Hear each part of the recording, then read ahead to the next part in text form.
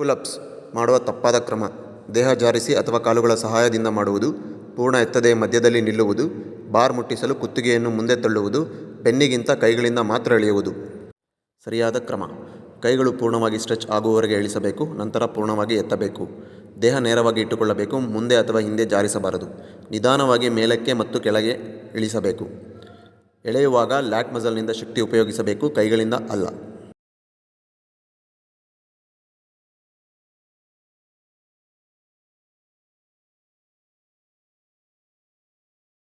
Lats full down. Back.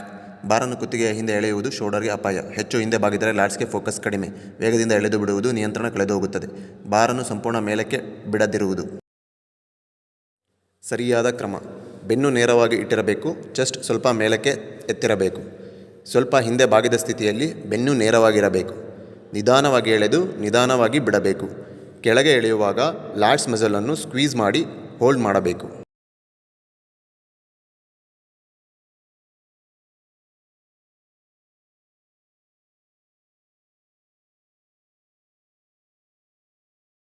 Lats full down. Front. ತಪ್ಪಾದ ಕ್ರಮ. ಬಾರನ್ನು ಕುತ್ತಿಗೆಯ ಹಿಂದೆ ಎಳೆಯುವುದು. ದೇಹವನ್ನು ಮುಂದೆ ಅಥವಾ ಹೆಚ್ಚು ಹಿಂದೆ ಜಾರಿಸುವುದು.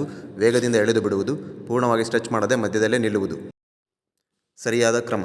ಬಾರನ್ನು ಅಗಲವಾಗಿ ಹಿಡಿದು ಚೆಸ್ಟ್ವರೆಗೆ ಎಳೆಯಬೇಕು. ಬೆನ್ನು ನೇರವಾಗಿರಬೇಕು. ಚೆಸ್ಟ್ ಸ್ವಲ್ಪ ಮೇಲಕ್ಕೆ ತಳ್ಳಿರಬೇಕು. ಎಳೆಯುವಾಗ ಲ್ಯಾಟ್ಸನ್ನು ಸ್ಕ್ವೀಸ್ ಮಾಡಬೇಕು.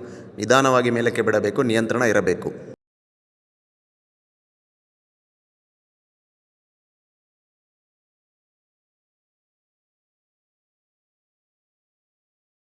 ಕ್ಲೋಸ್ ಗ್ರಿಪ್ ಲ್ಯಾಟ್ ಪುಲ್ ಡೌನ್ ಮಾಡುವ ತಪ್ಪಾದ ಕ್ರಮ. ಹೆಚ್ಚು ಹಿಂದೆ ಬಾಗಿದರೆ ಲ್ಯಾಟ್ಸ್ಗೆ ಫೋಕಸ್ ಕಡಿಮೆಯಾಗುತ್ತದೆ. ಪೂರ್ಣವಾಗಿ ಮೇಲಕ್ಕೆ ಬಿಡದೆ ಎಳೆಯುವುದು. ವೇಗವಾಗಿ ಎಳೆದು ಬಿಡುವುದು. ಇದರಿಂದ ನಿಯಂತ್ರಣ ತಪ್ಪುತ್ತದೆ. ಸರಿಯಾದ ಕ್ರಮ. ಹ್ಯಾಂಡಲನ್ನು ಶೋಲ್ಡರ್ ಅಗಲಕ್ಕಿಂತ ಚಿಕ್ಕದಾಗಿ ಹಿಡಿಯಬೇಕು. ಬೆನ್ನು ನೇರವಾಗಿ ಇಟ್ಟಿರಬೇಕು. ಚೆಸ್ಟ್ ಸ್ವಲ್ಪ ಮೇಲಕ್ಕೆ ತಳ್ಳಿರಬೇಕು. ಹ್ಯಾಂಡಲನ್ನು ಚೆಸ್ಟ್ವರೆಗೆ ನಿಧಾನವಾಗಿ ಎಳೆಯಬೇಕು. ಕೆಳಗೆ ಎಳೆಯುವಾಗ ಲ್ಯಾಟ್ಸನ್ನು ಬಿಗಿಯಾಗಿ ಸ್ಕ್ವೀಸ್ ಮಾಡಿರಬೇಕು.